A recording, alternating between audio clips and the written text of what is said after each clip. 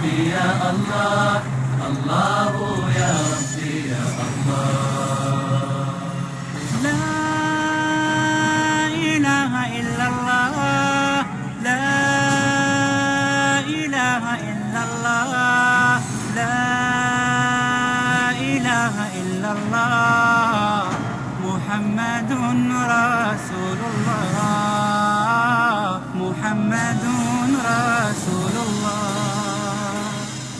أرجو رضاك يا الله أنت الرحيم يا الله هبني عطاك يا الله أنت الكريم منك العطاء يا الله أنت العظيم يا الله فيك الرجاء يا الله أنت الحليم Allah subhanahu wa ta'ala is also telling us in the Quran that the greetings of Ahlul Jannah, the greetings of people of paradise is peace. Malaika yadkhuluna alayhi min kulli bab. Malaika, they will enter from every gate giving them the greetings of peace. Everything peace. However, ikhwati fillah, as we conclude in this short talk, you will realize that nowadays certain words been invented only for Muslims. Every time that you hear the word terrorism, it refers to Muslims, where in reality is the other way around. Every time the name of Muslim is mentioned, everyone, every non-Muslim should feel peace, because Islam itself, it came from peace. Islam means as-salam, it means peace. How could that word being changed, giving the meaning of war? Only Allah knows how that came about. So in conclusion, brothers and sisters in Islam, I will say to all of the brothers and sisters, Muslim and non-Muslim, Rasulullah sallallahu alayhi wa sallam, like the rest of the messengers who came before him, as Allah is stated in the Quran, Salamun ala Nuhin fil alameen, Salamun ala Musa wa Harun, Salamun ala Ibrahim.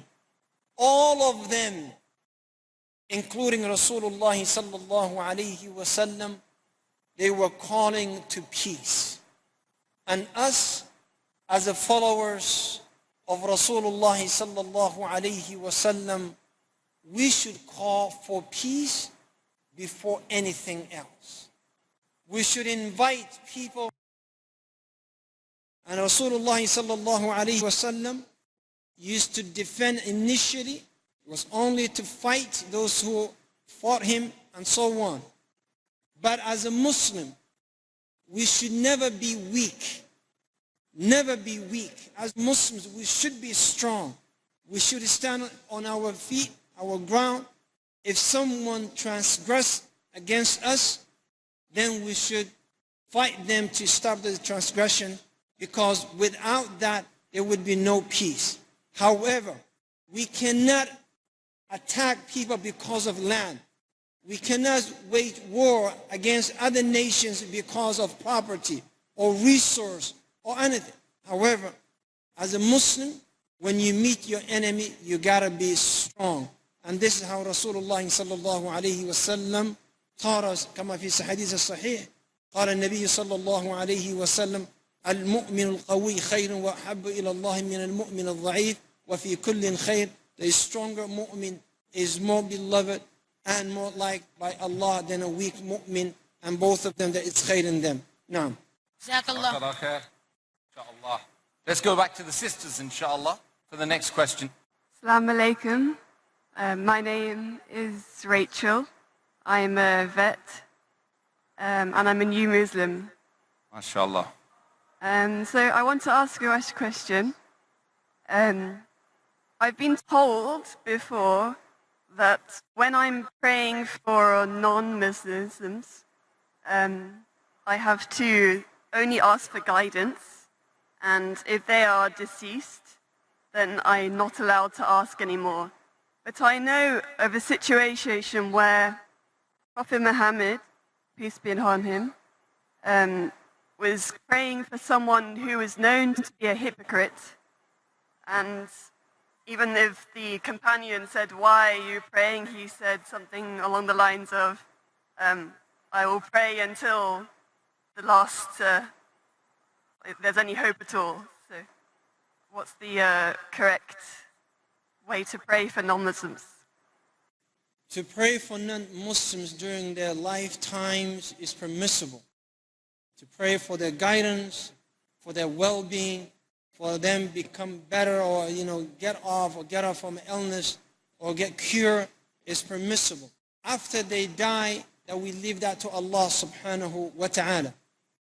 Now, in the case Rasulullah sallallahu alayhi wa sallam, we know in Sahih Muslim that a man came to him, I'm talking about for the deceased, not Muslims, that a man came to him and he said, "Oh Rasulullah, where is my father who died before Islam?" And the Messenger of Allah said, "Your father definitely not in Jannah." And then the man, قال أبوك في النار, your father is in nar, or in hell.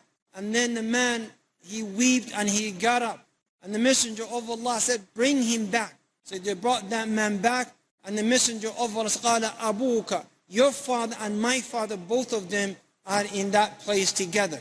Now the story of Abdullah ibn Ubay ibn Salul, that he was the Amir al-Munafiqeen, the head of the hypocrites. Messenger of Allah sallallahu alayhi wa sallam was asked to come and pray on him, Salat al-Janazah, the prayer of the deceased. And Rasulullah sallallahu alayhi wa sallam came to perform the prayers. And then Umar bin Khattab said, "Ya Rasulullah, do not pray on this man because he is a hypocrite." There are two things that you must understand here. One, this man from outside died as a Muslim because he was hypocrite, and hypocrisy means you declare Islam and you hide the disbelief. So according to what is being shown, he is a Muslim, but Rasulullah, he knew he's a munafiq. Umar bin Khattab knew he's a munafiq. Number two, that incident took place before Allah ordered his messenger and the believers not to perform prayers or not to pray for the non-Muslims. And so that is where it comes. So this was before the hukum, before the ruling that disallowed the Sahaba and the Nabi sallallahu alayhi wa sallam to pray for the non-Muslims. Now.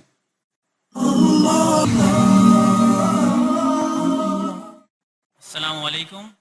My name is Uwais Khalil and I'm IT background. My question is that if you see the Muslim world today, Allah subhanahu wa ta'ala has given all the sources to the Muslim world. Oil, gas, minerals, sea, rivers, each and everything we have. And Islam is the one who is, most rapidly, spreading in the world.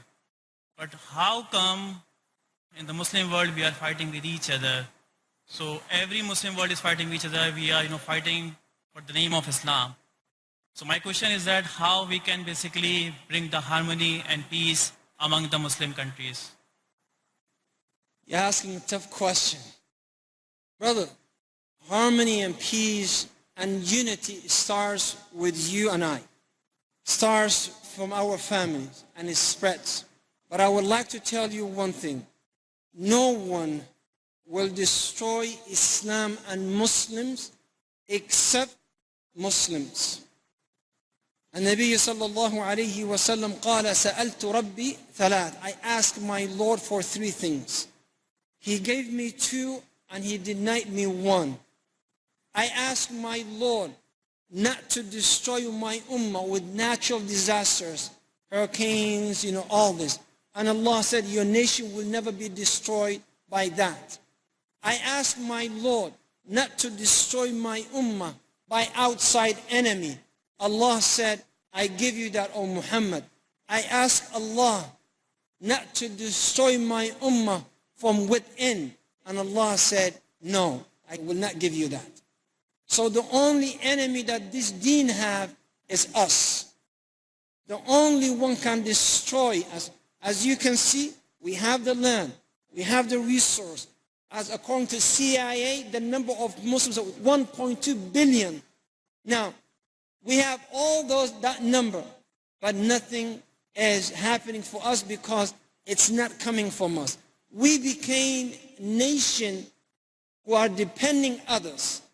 As I always say, brother, if I examine you right now, from your shirt to your shoes, it was manufactured somewhere else.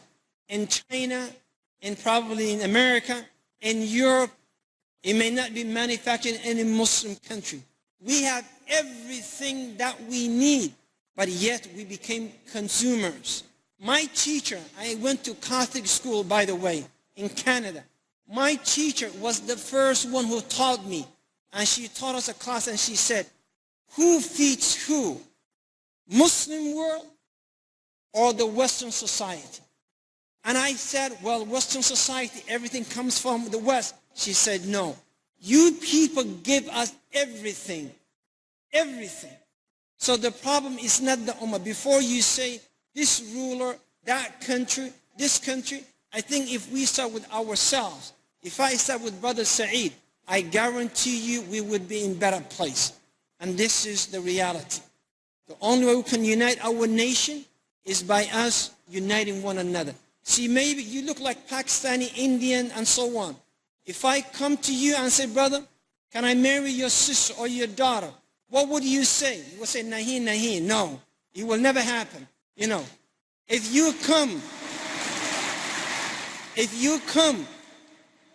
and say, you know, I want to marry your Somali sister, I will say, maya, madda'i, so it will never happen. When the Nabi sallallahu alayhi wa sallam, the Sahaba, they marry from one another. He made them brothers. A man who was used to be a slave became a brother of a Qurayshi. A man who used to be Ansar became a brother of a slave. Bilal bin Rabah married the sister of Abdurrahman bin Auf, and so on. When we do that, then we're going to be one ummah. Inna hadihi ummatukum, Allah said, indeed this is your ummah, ummatan wahida, one ummah. And that is the day that all these problems will go away.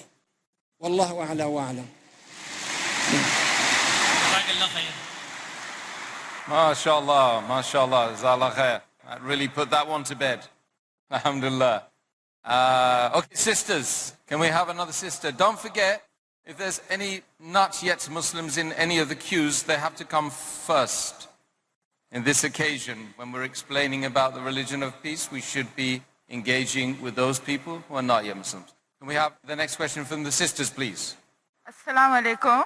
My name is Fatima Rushda. I'm an assistant accountant. This is to bring peace in my mind, which is my parents moved to New York and applied for asylum, and I was granted by the green card, which was earned by telling lies. So I used that green card to get my education, and I'm earning now through that education. So whatever I earn is it haram? Because the route for the green card, which was earned through lies. First of all, if you made tawbah from that, and you repented because you knew you did something wrong, and Allah subhanahu wa ta'ala, you came back to Allah and Allah has forgiven you, and you moved on, then insha'Allah it is not haram bi-idnillahi subhanahu wa ta'ala. Because the Nabi sallallahu alayhi wa sallam said to Amr bin As, Aya Amr, ama alimta anna al-Islam, or Amr, did you not know that Islam expiated everything before it? And then he mentioned the tawbah and the hajj. So inshallah, if you made tawbah from that, Allah subhanahu wa ta'ala will forgive your sins. And from now on, make sure you don't fall into a ma'asiyah or into a sin. Wallahu a'la wa a'lam. Inshallah, Jazakallah khair. One more question. We got one more question. So the most amazing question, brother in the blue, at mic number 1. Can we have you on now? Thank you. Assalamu alaikum wa rahmatullahi wa barakatuh. Salam. Brother, we are listening to you and all our other distinguished guests, and we are really pleased and blessed that you people have come to our land, UAE, which is really a blessed place to be in. Alhamdulillah. My question is to you regarding the, fitna or the, the uncomfortable situations we are in. We Muslims, are killing other the people in Islam in the name of blasphemy and if we are not following this sect or that sect, within ourselves, what is your say on the? What is your take on that? Especially blasphemy. Basically, my question is surrounding that area. أخي في الله. Especially Muslims. I mean to say, I don't feel bad if a non-Muslim, unbelievers say something about, because they don't know, they don't know our religion. They are far, far away from where we are, basically. But the guys, the people whom we know, like Muslims, they are going after them, as I understand. They have to bring these people into our fold, and then they have to say what they have done wrong, basically, إخوتي في الله, and this is a very general answer. What is our job? When Abu Bakr as-Siddiq radiyallahu anhu accepted Islam, he sat in front of Rasul and some of the Akthar, and he said, O Messenger of Allah, I have accepted this deen. What is my job? And Rasulullah sallallahu alayhi wa sallam said, your job is my job. And he got up and he brought Uthman bin Affan, Zubair bin Awam, Abdurrahman bin Auf, Sa'ad bin Abi Waqas, and the rest, 6 of the Ashara Mubashirin bil Jannah, if I understood your question. Our job, brothers and sisters, is to spread Islam, to present the beauty of Islam, and not to get involved with groups and sects and jama'at and so on. Our job is for the non-Muslims to give da'wah in the general terms and say to them, this is Islam. I don't believe on the manhaj or the idea of don't worry about what they have wrong in their books. Don't worry about what they did wrong. Worry about how to present Islam in a beautiful manner. In a way that you say Islam is so beautiful, so peaceful, this is what Islam is. If they accept what they see, alhamdulillah. But the day that I point fingers towards their own personal religion, then we're going to have issues. And this is what I have to say. But may Allah subhanahu wa ta'ala bless you all. Wa jazakum Allah khair. Assalamu alaikum wa rahmatullah. Barakallahu feek, ya Sheikh Saeed Rageah. Wassalamu alaikum wa rahmatullahi wa barakatuh. He created the universe. To him belong the heavens and the earth, the ever living